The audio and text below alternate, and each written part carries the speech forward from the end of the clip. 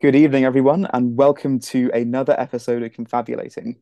It is our great pleasure to be joined this evening by Aðalheiður Guðmundsdóttir of the University of Iceland, who will be speaking on the subject of the Northern Lights in Icelandic literature. Professor Guðmundsdóttir is a lecturer of medieval Icelandic literature and associate professor in folklore, and is also a board member of the University of Iceland Centre for Medieval Studies.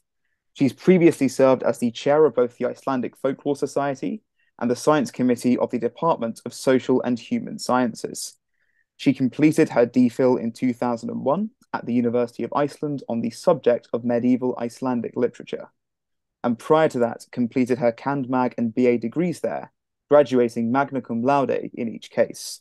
She's published many books and articles from 1994 to 2020 on a wide variety of topics such as the narrative role of magic, collecting and publishing folk memories, other worlds and ghosts in Icelandic folklore, historical figures, and analysis of manuscripts. She's recently published with Philip Levender an article entitled Long Lives of Short Sagas, The Irrepressibility of Narrative in 2020 as part of the Nordic Journal for 18th Century Studies, as well as 2 volumes on the origins of sagas in the European context, and is working on 2 further volumes of the same topic. She was awarded the Dag Strömbäck Prize by the Royal Gustavus Adolphus Academy at Uppsala, Sweden in 2016 for contributions to Norse studies, as well as the Hagthenker Award in 2022 for her 2-volume work Afraldana in 2021. Her key research interests include medieval Icelandic literature, sagas, picture stones, heroic legends, folk tales, medieval romances, dance history, the history of magic, and the literary history of Iceland. Professor Guðmundsdóttir, it's wonderful to have you with us this evening. Thank you very much for joining us. Thanks a lot, and hi everyone. Just one small thing about the introduction. I'm now a professor in medieval Icelandic literature at the University of Iceland. But yes, it's a pleasure for me to be with you here tonight, and I will be talking about the Northern Lights. I will give a presentation about 30 minutes, and I hope that we can have some discussions afterwards. Some years ago, I did a thorough study on the Northern Lights in Icelandic sources, historical as well as literary. My basic questions were, let's see. I don't know what is going on now. Yes, okay. Well, my basic questions were, how common were the Northern Lights over Iceland in days gone by? Did early Icelanders descry something in the Northern Lights more readily in other conditions than now, when the stimuli were fewer and the darkness deeper? Did they leave behind stories about the Northern Lights, and do such stories leave traces of superstition related to them? And finally, does something indicate that the Northern Lights are more common in the oldest sources than people have supposed up until now? In this paper, I will tell you about the most important sources on the Northern Lights, as well as stories about them, and place them in context. Those presented here are all Icelandic tales that have been preserved from the past until today, and behind them, superstition may certainly be discerned, which shows that Icelanders have been fascinated by the Northern Lights throughout the centuries. The sources that I will discuss include a range of works from medieval times into the 19th or even 20th century lore, from Eddic poems, sagas of Icelanders or Íslendingasögur, legendary sagas or fornaldarsögur, and poetry to travelogues, topographies, and popular legends. Since the aim of the analysis was to study these sources in relation to cultural expression across disciplinary boundaries, the most important method is that of comparative literature, which allows us to understand the context of the local tradition from within, as well as in relation to the cultures of the neighboring countries. The main focus, however, is on the Icelandic sources. And while some more thorough comparison with foreign traditions would be a desirable approach, that is outside of the scope of this paper and must be treated separately. Now, if you want me to explain the genres of medieval Icelandic literature in more detail, or the nature of Icelandic folk tales or popular legends, I can easily do so in the conversation afterwards.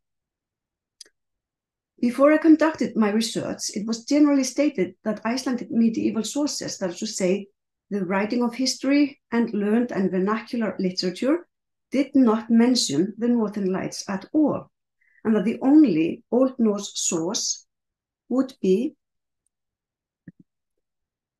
the Norwegian Konungs Skuggsjá or Speculum Regale, which was written in the period 1250 to 60 and tells about the Northern Lights over Greenland, using two concepts to describe the phenomenon, norðurljós or Northern Lights, and svipandi logi or an enveloping flame. However, given the extent of Icelandic medieval sources, it is natural for people to consider why the authors of these works do not every now and then mention the Northern Lights. Here it is necessary to take three things into account. In the first place, it is important to look at the nature of the sources. Icelandic medieval literature is more narrative than documentary, where environmental factors such as weather and celestial phenomena seldom make their way into accounts except for rhetorical purposes when relevant to the subject matter. A shortage of descriptions of climatic conditions should hardly be taken as an indication that the weather was always stable. And in the same way, few direct descriptions of darkness cannot mean that it was not dark. We might therefore ask, why should people have recollected the Northern Lights at all in the medieval saga literature? In the second place, it is necessary to look at the application of the concept and thus what words people could have used about the phenomenon we call the Northern Lights today. In the third place, it is worth considering the imagery of the figurative language and the mythological connections, since it could be more helpful to look at sources that convey religious and folkloric ideas rather than literature, even if the latter can certainly include religious features. I will discuss this in more detail later. Usually, it is thought that Íslands lýsing, or description of Iceland, which has been attributed to Bishop Oddur Einarsson in Skálholt, is the oldest Icelandic source on the Northern Lights. The source was written in 1588 to 89 and is indeed valuable, and Oddur's account is at once an extraordinary description of nature and a testimony about people's interest in the Northern Lights. The most important characteristics of this source is that it suggests that Icelanders have long known the Northern Lights, although they have had difficulty understanding or explaining the phenomenon, and that the Northern Lights are commonplace and can even be seen entire nights in succession. Moreover, it appears that Icelanders generally speak about the Northern Lights at this time, or norðurljós, even though Oddur himself chose to speak about celestial flames, or himinlogar. And it is safe to say that the word logi in singular, logar in plural, or flames, is traditional, since it was already used in Konungs Skuggsjá. Oddur was not alone among his contemporaries in writing about the Northern Lights, because somewhat later his son, Gísli, also a bishop of Skálholt, wrote a short work about the wonders of Iceland, in Latin, De Mirabilibus Icelandiae, where he goes further than his father with a more detailed description of the Northern Lights. Like Oddur, he says that it was customary to call the phenomenon norðurljós, or Northern Lights, yet he himself speaks at the same time about næturljómi, or nocturnal luminance, himinljós, or celestial light, and logi, or flame. We have a few other sources from the 17th century, including a topographical account of Iceland by Peder Hansen Resen from the latter half of the century, where the Northern Lights are mentioned in the manner of Konungs Skuggsjá and Oddur Einarsson. There are, however, few Northern Light accounts in the poetry of the 17th century, since poets did not compose about nature with the romantic sentiment that would emerge later, even if one poet, Bjarni Gizurarson, mentions hringmyndað loft með himinljósum or annular sky with celestial lights. But even if it is evident that sources from the 17th century are not exhaustive, there is always the possibility that some material may reside in unprinted documents and older print materials. There are more and fuller sources about the Northern Lights in the 18th century, and among them, the accounts of Þormóður Torfason, which relates that in his youth, people were often frightened of the Northern Lights and even believed that the Northern Lights were able to put them under some kind of spell. A report by the naturalist Jóhann Andersson from 1748 is also noteworthy, as he says that Icelanders predict weather according to the color and the sound of the Northern Lights. The yellow and pink Northern Lights are an omen for frosty and dry weather, while reddish hues indicate rain or wind. Beautiful and skipping Northern Lights, he says, portend energetic storms or great frost.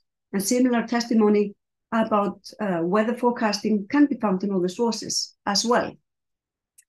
Furthermore, these works testify that systematic observations of the Northern Lights were being conducted already in the 18th century, and Magnús Stephensen mentions in his work on meteors or weather patterns, celestial events, and other natural phenomena on sea and land of 1783, that his contemporaries had already begun to measure the Northern Lights with a magnetic needle.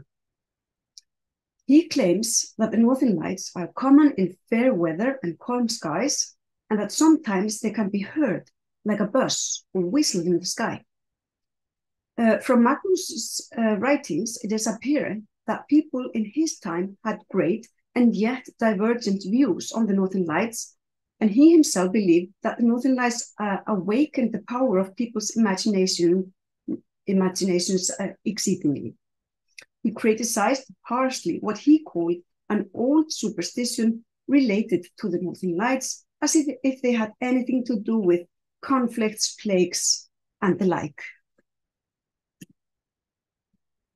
In the 19th century, scholars took an interest in the Northern Lights, both in the humanities and in the sciences. Among figures in the humanities, Finnur Magnússon is probably the worthiest of mention. In his edition of the Icelandic Eddic poems, he maintained that in pre-Christian times, people held the view that the Northern Lights were caused by the reflection of the shields of the Valkyries as they rode in the air and accompanied battle-slain warriors to Valhalla or Valhöll. Finnur Magnússon, however, did not only research the relationship between the Northern Lights and mythology, but also wrote about the Northern Lights in his poem Rökkurímur, or Twilight Ballad, where he deems them silvery and calls them shimmering like newly fallen snow. Several other poets wrote about the Northern Lights, each of them adding some new concepts or poetic expressions to describe the phenomenon. In the 19th century poetry, the Northern Lights belong to the romantic national view of nature, and a realm of magic comes into being when the Northern Lights are reflected in the snow. It may be said that Icelandic poets in the 19th century used the Northern Lights as a kind of glittering illumination, sparkling luminescence, which perfects their bewitching natural image. A considerable number of sources on the Northern Lights come from the 19th century, whether they are in the form of scholarly discussions, fiction, or popular legends, some of which contain superstition, that is, belief in supernatural influences leading to good or bad luck. All in all, the sources show clear signs that in the 19th century, people's understanding of the Northern Lights was quite dissimilar, learned as well as popular. During this period, travel descriptions of foreign explorers multiplied. And in the travel account of Richard F. Burton, who stayed in Iceland in 1872, it is mentioned that Icelanders were no longer able to whistle at the Northern Lights to lure them closer to themselves. Preserved stories about the Northern Lights increased in the 20th century, and the poets kept on mentioning them in their poetry. However, it is evident that they treat the Northern Lights differently. And from the romantic view of nature of the earlier poets, the Northern Lights now become part of a symbolic world that expresses the spiritual wellness of the artist. On the other hand, for most people, the Northern Lights were something wholly other than spiritual nourishment or symbol for the light of the soul. Rather, they were at the same time a natural phenomenon and an omen, as can be seen in a survey of the National Museum of Iceland, which in 1970 sent out questionnaire number 21 about belief related to celestial bodies. The most frequent observation from these recent sources is that people took an interest in the movements of the Northern Lights as well as their colors. Usually, great activity and nuance were said to presage a storm, whereas if the Northern Lights hovered still, it anticipated calm. Great, bright, and stationary light could be an omen of frost. There are variations of individual descriptions and even examples of people who had differences of opinions, and that much movement was thought to forecast calm weather. Others thought that when the Northern Lights were seen late in the winter, one could expect snow. In these cases, people used the Northern Lights to predict seasonal weather conditions as well as weather in the near future. People in Iceland have long considered the effects of the Northern Lights on human health, both spiritual and physical. At the end of the 16th century, Bishop Oddur Einarsson held the view that people could become bewildered by looking at the lights, and the same view was held by his son, Gísli Oddsson, who thought that few people could gaze for any length of time at the Northern Lights because that could cause rattling of the brain and dizziness. The same attitude occurs in more recent sources, and in the worst cases, it was believed that people could become absolutely mad if they looked too long at the Northern Lights, especially those that flashed a lot. Some further 20th century examples show that the Northern Lights have been regarded as hazardous, and that people were even advised not to pay them too much attention. Generally, however, it was especially red Northern Lights that were associated with misfortune, though it has not been in all cases. Reddish lights were thought to herald uncommon events, such as war or strife, and moreover, volcanic eruptions and seasonal weather conditions. The belief in the reddish Northern Lights as a forewarning of misfortune doubtless bears the explanation in the color of the lights that may occasionally resemble blood. Completely red Northern Lights in the sky are rarer than green, white, blue, and violet, and it is understandable that they have been granted predictive power, at least beyond more common colors. As previously mentioned, people have long thought that the Northern Lights were nowhere referred to in Old Norse literature except for Konungs Skuggsjá. The fact is that a similar story can be found in the Icelandic Hemingsþáttur Áslagssonar, or the tale of Hemingur Áslagsson, which is also believed to date from the latter part of the 13th century. In the tale, a certain ship's captain relates that he saw what he saw while he sailed to Norway from Finnsbúðir east of the glacier in Greenland. According to his description, he seems to have seen the northern lights as they are likened to logi, or flame, which is exactly the word used in conjunction with the word norðurljós, or northern lights, in Konungsskuggsjá, and from then on, at least until the days of the father and son Oddur Einarsson and Gísli Oddsson, and even longer. Just as in Konungsskuggsjá, the narrative tells of the northern lights above the Greenland Sea, albeit after a 2 days sail in the direction towards Iceland. Another narrative that may be placed in the context of the Northern Lights descriptions, such as Konungsskuggsjá and Henningsdóttir Áslagssonar, can be found in the account of the Battle of Roncevaux Pass in the Old Norse Karlamagnus saga, where we learn about the dream of Charlemagne, where he saw a keen flame in the sky. This is, however, not a description of the Northern Lights over Iceland, but interestingly, there are extant descriptions of the Northern Lights over continental and southern Europe in the Middle Ages, and they were so rare that people would occasionally faint or even go mad at the sight of them.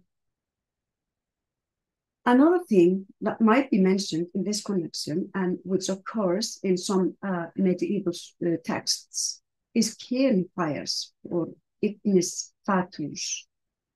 And depictions of them can indeed resemble the Northern Lights.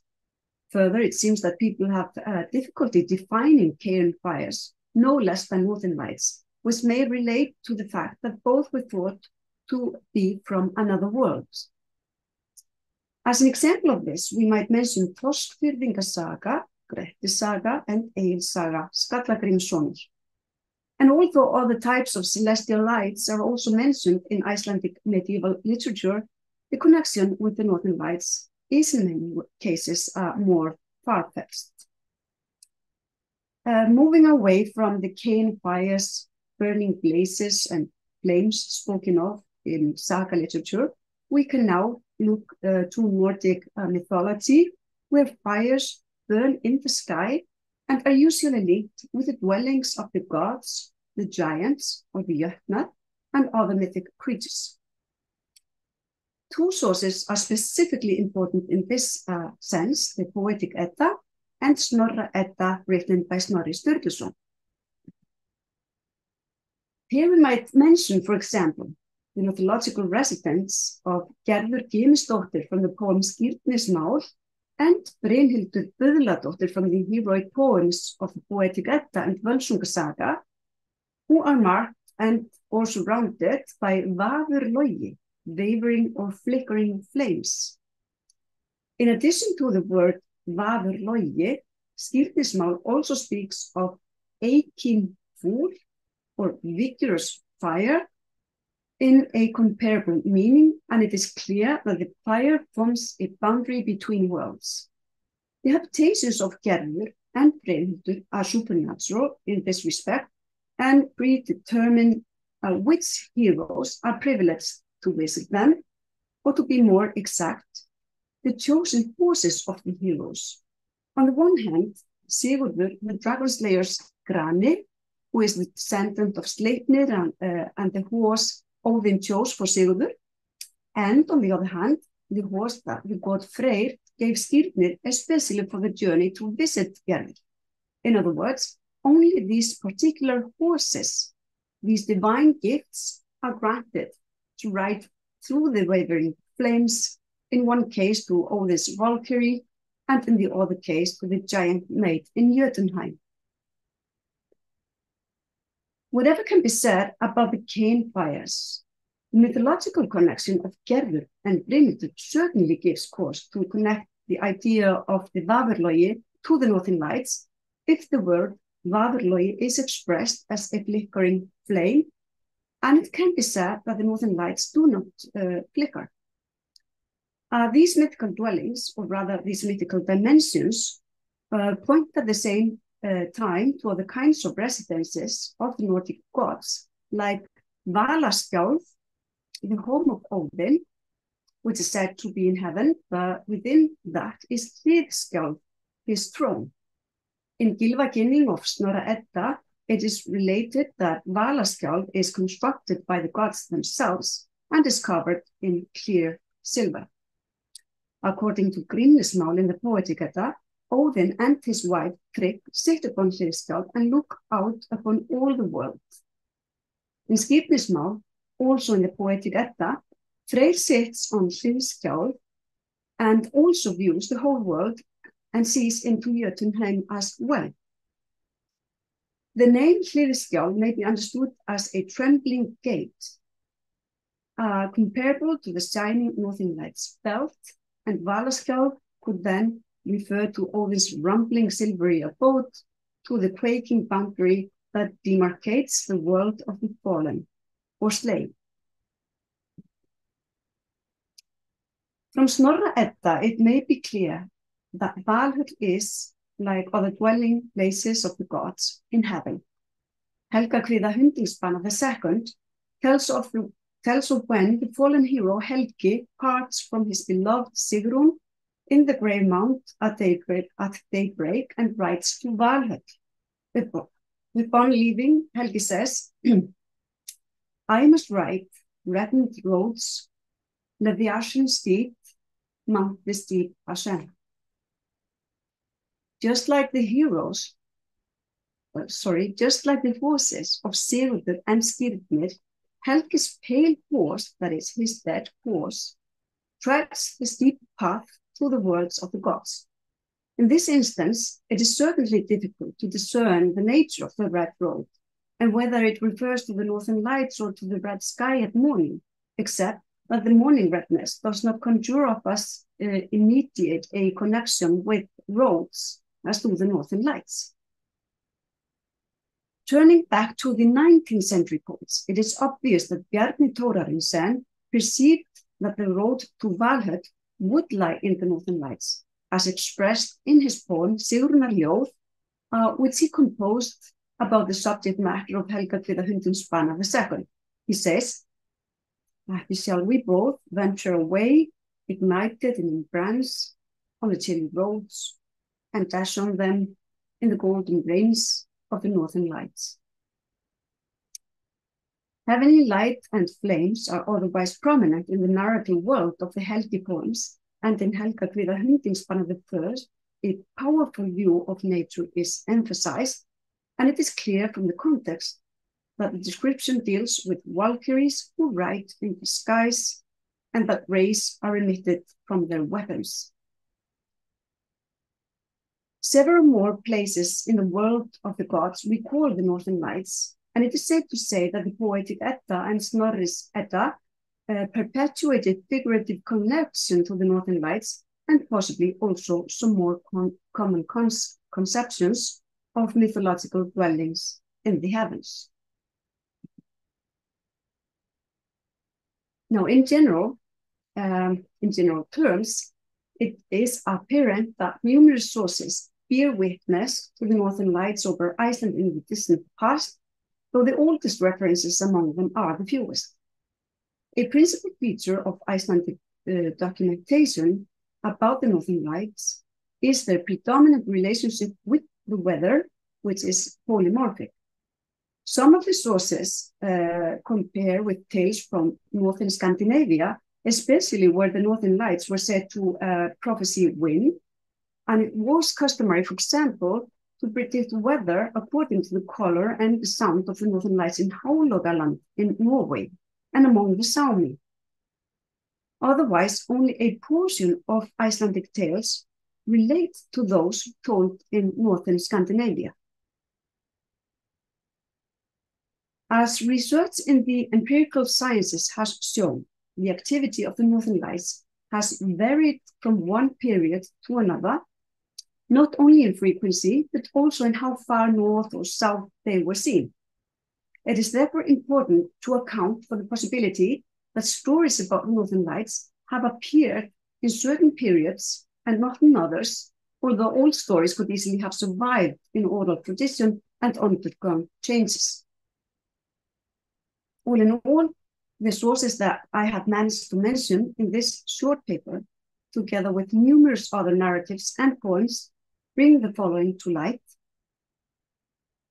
Testimony about the Northern Lights is evident in Icelandic sources from the end of the 16th century, as well as in medieval narratives like Henningsfátur Áslasonar and even other more obscure medieval sources. In addition, myths and stories with mythological elements can be interpreted in such manner that routes to the worlds of the gods and even the habitations of divinities, supernatural beings, and Valkyries are analogized to the Northern Lights. And finally, Icelandic sources from the 18th century and later attest to superstition related to the Northern Lights. One of these does, however, indicate superstition among 17th century people. The result of these comparisons is that stories about the Northern Lights and receptions of belief related to them must be considered traditional in Iceland. Various kinds of superstition are directly associated with the Northern Lights, and it may be that they inspired myths and were aligned with the gods and other supernatural powers. In later centuries, they inspired the poets who praised the Icelandic nature and described it in context with the interplay between darkness and light. Thank you. Fantastic. Thank you very much, Professor, for an absolutely fascinating overview of an extraordinary phenomenon. That was really extraordinary to sort of see how depictions of that have changed and perceptions and kind of changed over kind of different sources and different sort of parts of time. So thank you very much for that. Yeah, thank you. Thank you for listening. I mean, it is a fascinating subject, and even if we just have like a half an hour now to just go over the most important sources. Of course, if you go deeper into this, you can read the poetry, you can read the legends, you can read the stories about the people who were actually afraid of the Northern Lights and so on. So by going deeper into this material, I mean, it only gets more interesting. I expect so, absolutely.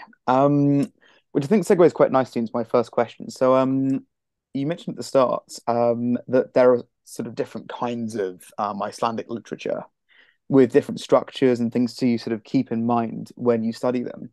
Yeah. I was wondering if you could perhaps give us an overview of those just to begin with, and what one has to take into account when studying each kind of particular source for something like this. Yes.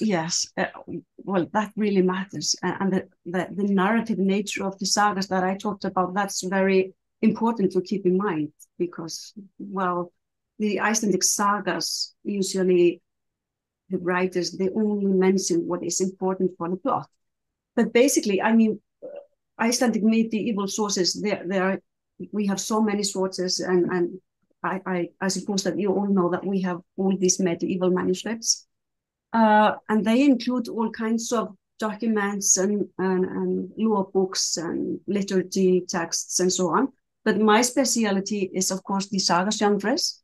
And we have some different kinds of genres. We have like the sagas of Icelanders. They are the most famous ones. They deal with the people who settled in Iceland, and they were kind of written maybe 2 or 3 centuries afterwards, so that people would have remembered old lore and legends, and then the authors of the 13th and the 14th century, they turned these legends into literature. But of course, they were not only legends, but also like literature. So we suppose that the authors really created the sagas. In the saga genre, we also have the fornaldarsögur that I mentioned. We call them in English legendary sagas or mythical heroic sagas. They are kind of they are depending on how you count between 30 and 40 sagas. Maybe you all know the saga of Ragnar Lothbrok, the Viking, also Sigurður Fáfnisbani, the Völsungs. These are just, the most popular ones, but we have so many sagas that fall under this category of fornaldarsögur, and they actually take place in Scandinavia before Iceland was even settled. So we can say that why did Icelanders memorize these legends and then make them into a literature?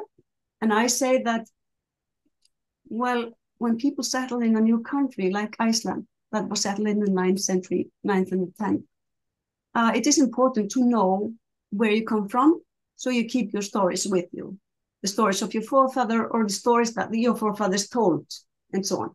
So that's the reason why we have the fornafærasögur genre.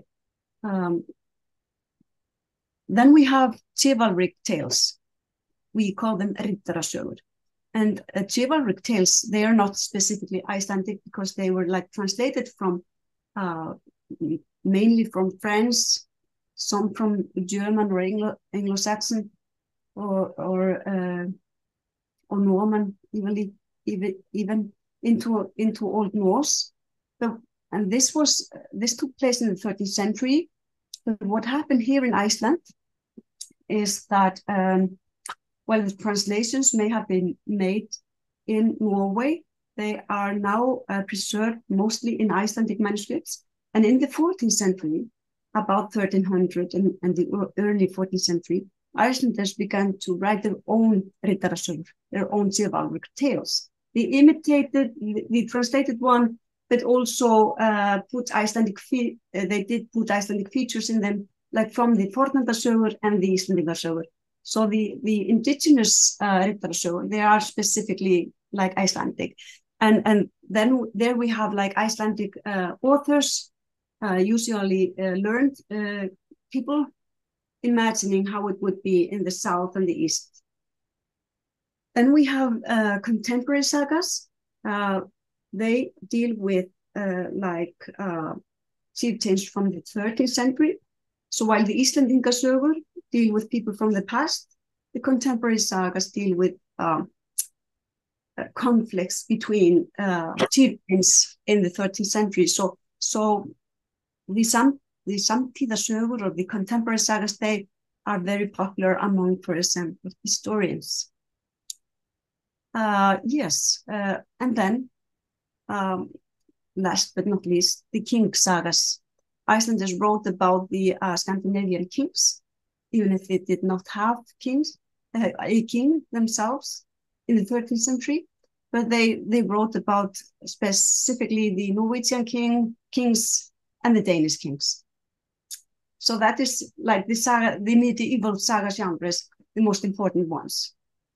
Mm-hmm. I see. Thank you. That's quite interesting to kind of see all the different kind of varieties and differences. Yeah.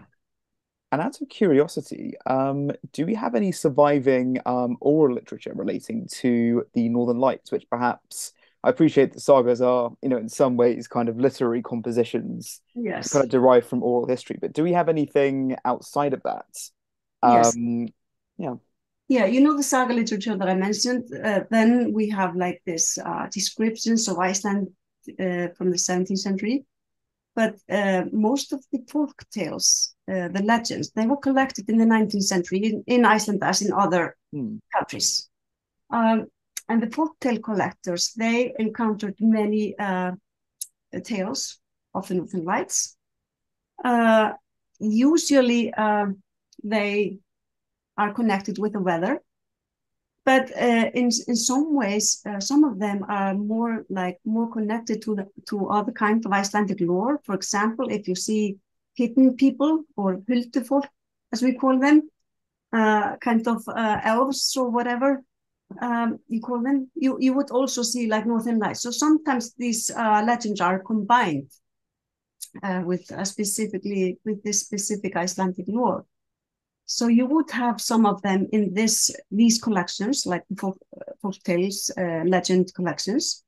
And then, as I told you about this, the survey from the 1970, I mean, these are very young, sources, but they are very accurate because they were sent out to people all over the country, and people were asked to describe the Northern Lights and the celestial bodies and folk belief related to them, also remembering from their childhood. So even if these sources are late, they can show, of course, earlier beliefs. And what is also interesting, because I have been like reading a lot about Northern Lights beliefs in other countries like Alaska and Finland with the Sami and so on, is that all the way from the 18th century, people say that they heard the sound of the Northern Lights. I think that's very interesting. People must have been like very close to nature. Mm-hmm. Yeah, definitely. Definitely. Especially if I imagine people were kind of thinking about the sounds of the Northern Lights and maybe even injecting meaning into, what the kind of broader implications of that could be. Yeah. And Yeah. then people try to like communicate with the Northern Lights by whistling. They heard kind of high pitched sound, so they answered by whistling. I see, almost as if one could sort of communicate with them and Yeah, kind of gain insights from yeah, doing that. yeah. They try to communicate with them, and from other countries, for example, in Greenlandic tales, I see that there is more like more recent belief in that the Northern Lights are kind of inhibited by spirits. Mm-hmm. So no wonder why you try to connect with the Northern Lights. I see. That's absolutely fascinating. Mm-hmm. And I expect sort of just from the mentality of somebody perhaps living in medieval Iceland, sort of trying to understand this natural phenomenon, trying to maybe interact and communicate with it. I Yeah. imagine, that would have been an incredibly prolific source of kind of tales and folklore. And I think, well, as we've already seen from here, yes. Yeah. Yeah, in the 16th century, Oddur Einarsson, he already said that people were kind of puzzled. People thought a lot about what kind of phenomena this was. Mm-hmm. So people were, really thinking about this. But it was not until the 18th century that they began to like measure and write down how often and what color and so on. And in the 19th century also, I mentioned that we had like a lot of poets writing poetry about the Northern Lights. But for example, some Norwegians and Danes came to Iceland. They were interested in the Northern Lights and they thought that they were more frequent here, that especially in Denmark. And there we have like great painters that painted beautiful pictures of the Northern Lights. Amazing. Wow. Yeah. And these painters, some of them like traveled with the scientists. So yes. Mm-hmm. Instead of having a camera that they didn't have, they took a painter with them. I see, yes. And of course they'd have had the artist's impression then of the lights themselves. And yes, that's really extraordinary. Yeah. Yeah, absolutely. One thing that sort of really interests me, just kind of based on what we've already discussed, is that I think from what I can pick up, there are kind of two key perhaps two or three kind of key strands to kind of beliefs about the Northern Lights. So I think there's this idea perhaps of being able to predict things and be able to sort of foretell things by looking at, the colors and the times that they appear. There's perhaps a slightly more malevolent element to it as well, where people are afraid of them or think that, they're going to get cursed or sort of jinxed if that happens. Yes. There's also this idea, perhaps, I think in mythology that, it's kind of the link to the divine realm. It's a place that sort of is revealed only to heroes. Yes. And I think that's fascinating in the sense that it can encompass so many different meanings at once. And I was wondering, do we detect perhaps any kind of tension between those different interpretations, or is that perhaps just a product of, lots of different people kind of looking at this extraordinary natural phenomena and sort of coming to their own conclusions about it? Well, we have this tension between scientists and superstitious people. Like Magnús Stephenson that I mentioned, he was very learned in the 18th century. He was a learned Icelander. He went abroad to university and so on, and wrote many like famous treatises on learned materials. And he was very much against the old old habits of the Icelanders. I mean, Icelanders, like in the 18th century, they lived in the past. They were dancing the same kind of, Viki dance, the same kind of old ring dance as in the medieval times. They were chanting their kind of rímur poetry all evenings, and he thought that the Icelanders were full of old customs and also superstitions, and he tried to like criticize it all and get Icelanders to kind of think of new times and new possibilities in technology and so on. And he was very like he had kind of harsh words against those who were superstitious. But this is kind of the only clash between people, between classes, between the learned and the unlearned, maybe, that I can remember.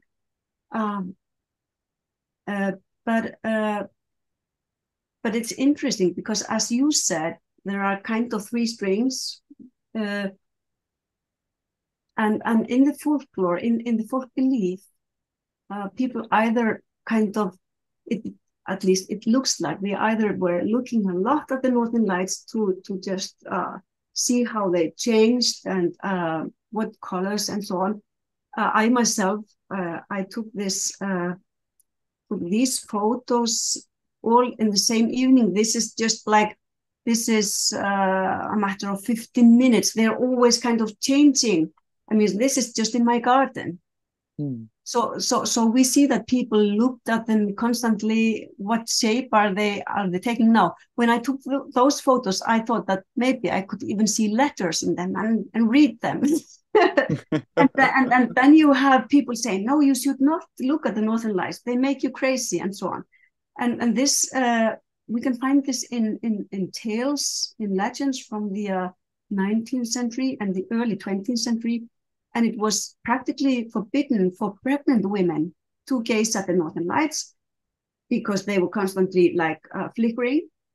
And then they said, well, if you look at the Northern Lights, the child that you will bear will have like flickering eyes or something. So what I'm saying is either people thought it was okay constantly to be like watching the Northern Lights, but on the other hand, it was kind of dangerous, and people advised other people not to look at them at all. I see. That's, yeah, again, absolutely extraordinary that sort of, sort of two people can see the same phenomenon and come to totally different conclusions about the same thing. And I think anything else, it sort of certainly is testament to the way that I think, as you previously said, it sort of really enlivens and captures the imagination of people thinking about it and writing about it. I mean, they must have, because, just looking at this is taken in the city. But in the former century, when we just had only darkness, no light, they would have been like brighter. And I also mentioned like the reddish hue, and the belief that if they were seen late in the winter time, the frost would go on, or the cold weather would go on longer into the summer. And I think it's no more than like 3 weeks, maybe 3 or 4 weeks, when I went into my garden to look at the Northern Lights.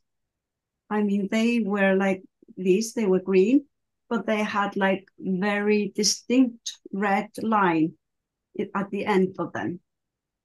So maybe that explains the cold spring that we are having. Quite possibly. We may well indeed have been forewarned. Yeah, who knows? But I don't think that many people can read into them anymore. That's very true. Very true. Absolutely. And just picking up on that, I imagine that, of course, they would have been a lot more vivid, back in the day without kind of modern lighting and things like that. Yes. And I appreciate that you mentioned as well that their patterns and, times that they showed were perhaps different compared to the present day. I was wondering if we could perhaps just kind of bore down a bit more into that. Like, is there anything that we specifically know about, like, the differences between perhaps the Northern Lights of, when these sort of stories were collected and written versus the Northern Lights of today? Well, there are not so many writings on the Northern Lights, but there are a few fundamental books that take, the history of sources on the Northern Lights over some centuries. And they cover also, the first scientific measurements and so on. And from these books, I believe that there are certain periods that they must not have been seen very often. This is something to do with the sun, the solar powers. And then all of a sudden you get a period where the Northern Lights are almost every night. And people, I think that people have used this maybe too much. For example, because nobody had written about the Northern Lights, the sources before I did it. I mean, there was this article about the questionnaire from the 20th century, but nothing on the history back to the Middle Ages. And I think that people use this explanation that Northern Lights come in periods. For example, to explain that there were no Northern Lights in the medieval times over Iceland, because otherwise they would be in the sagas. But when you dig deeper, you kind of find traces of them being there.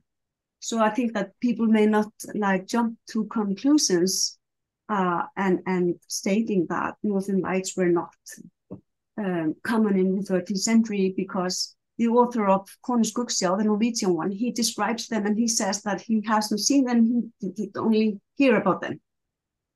Well, he may have been in the southern part of Norway. We do not know. Maybe he was in an area that they were not seeing. And this does not mean that they were not, in the northern part. But this is when people around Europe begin to travel in the 16th, mostly 17th, and a lot of them in the 18th century. With all these descriptions, we add more and more and more and more descriptions. So it goes together with, with the written stuff, of course. And when we look at the medieval times, people were just not interested in this concerning the saga writing. This played no part, because if you include a store in the saga, it leads to a ship going in the wrong direction. The Northern Lights really can't do anything that makes the story change, really. Mm-hmm. So yeah, so that I'm just saying that there are reasons why they are not so frequent in the medieval sources. Mm-hmm. I see what you mean, because of course, otherwise it would have had to set a precedent for perhaps a literary trope, or they would have had to have had an actual kind of narrative reason or being for being in there. And I suppose if they weren't sort of seen as necessary to the saga, then why include them? Yeah, why include them? That would be so uncharacteristic characteristic of the sagas. Yeah. Absolutely. And another thing which perhaps really interests me is it seems that a lot of kind of old sort of folklore about the sagas seems to, would I be right in thinking that it remained fairly unchanged, sort of even with the introduction of Christianity to Iceland? Or do we see any kind of additional inputs or any kind of changes in beliefs when Christianity became more commonplace? Well, this is actually a very good question, but also difficult to answer. But it might be that now when I have found all these kind of phrases in the mythology about the habitations of the gods and supernatural beings, of course, it might have been that they were kind of had a negative image when the Christianity came to Iceland. Iceland was Christianized in the year of 1000 or during that time, and in the beginning, the church were like very tolerant to all beliefs, but that of course, this changed a lot over time. So when we like get the first real descriptions in the 16th century, a lot has happened from the time when the mythological poems were like told, and the myths about the gods and the dwelling of the gods.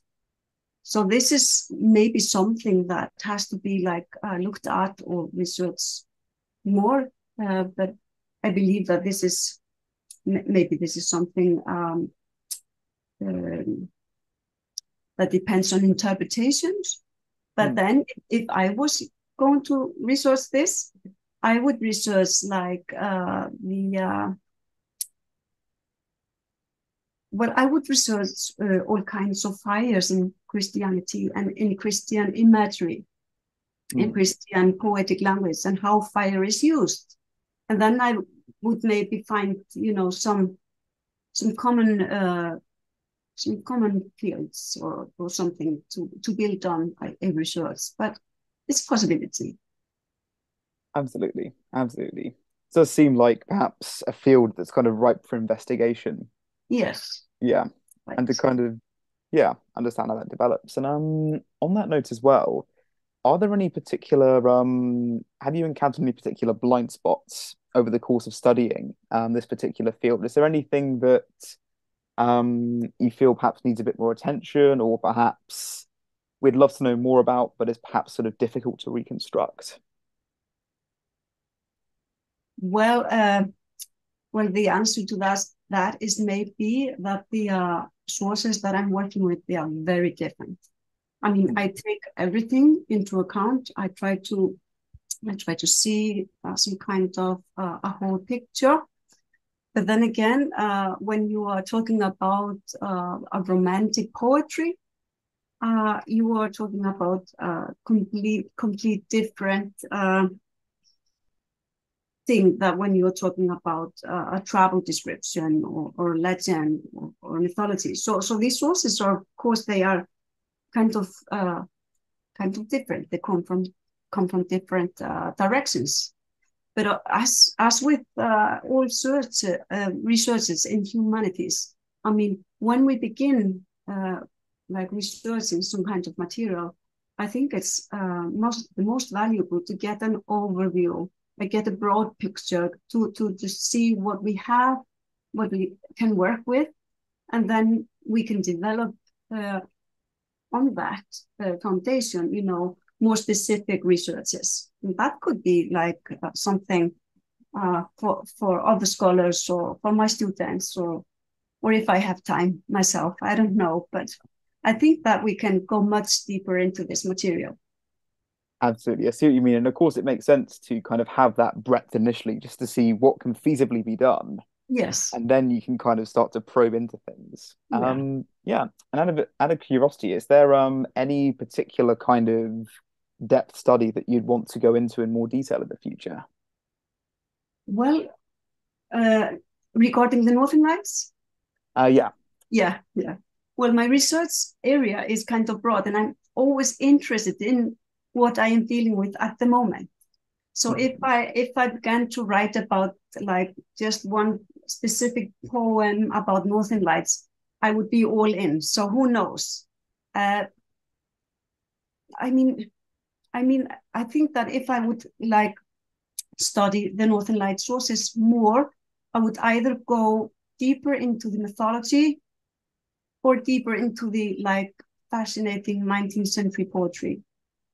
That's, everything else is of course very interesting, but that's the most fascinating sides of this material for me.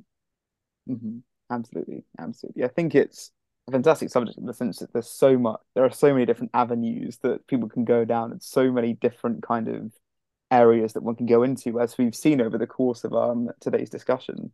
Yeah. Absolutely. Fantastic. I'm afraid that brings us towards the end of our discussion tonight. It's a real pity. I would absolutely love to probe into this in even more depth and kind of explore it in sort of more detail. But I'm afraid we come to the end of our hour. So I'd like to say, Professor Guðmundsdóttir, thank you so much for joining us tonight. This has been an incredible kind of overview of the Northern Lights and Icelandic literature. Thank you very much for your time tonight, and thank you to everybody watching. We hope that you'll join us in the next episode of Confabulating. Thank you and have a good evening. And thank you. Thank you so much as well. Bye-bye. Goodbye.